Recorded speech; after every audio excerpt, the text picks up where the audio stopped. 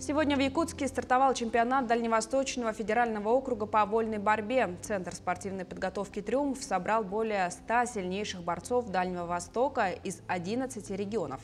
Сейчас на торжественном открытии чемпионата находится наш корреспондент Марфирина Алексеева. Она готова рассказать о нем подробнее.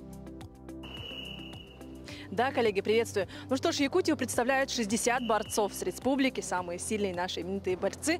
Ну а вторая по численности команда – это Бурятия, их 25 человек. Также участие принимают Амурская область, Еврейская автономная область, Хабаровский, Забайкальский и Приморский край. Ну, хочется отметить, что призеры данного чемпионата смогут выступать на чемпионате России текущего года, что пройдет в июне месяце. Ну а сейчас я предлагаю пообщаться с главным судьей данного соревнования. Здравствуйте, Николай Дмитриевич.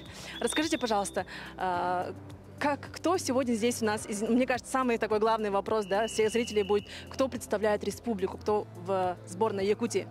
Ну, сборная Якутии почти весь состав борется, тренер проходит участие.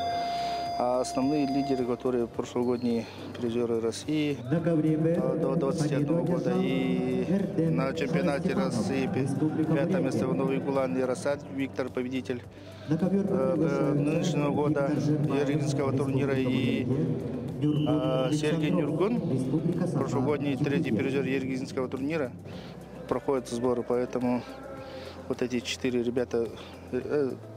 спортсмена находятся сейчас в сборах, а остальные все борются.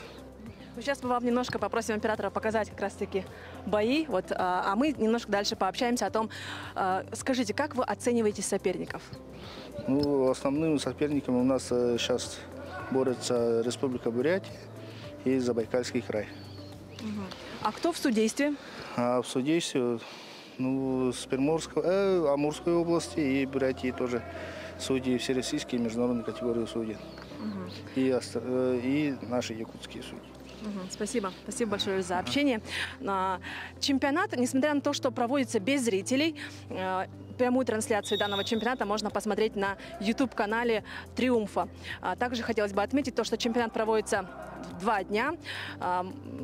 Самые такие основные интересные схватки будут проходить с 10 утра до 4 вечера, а также с 5. И завтра уже будет награждение, и мы узнаем имена победителей. Коллеги?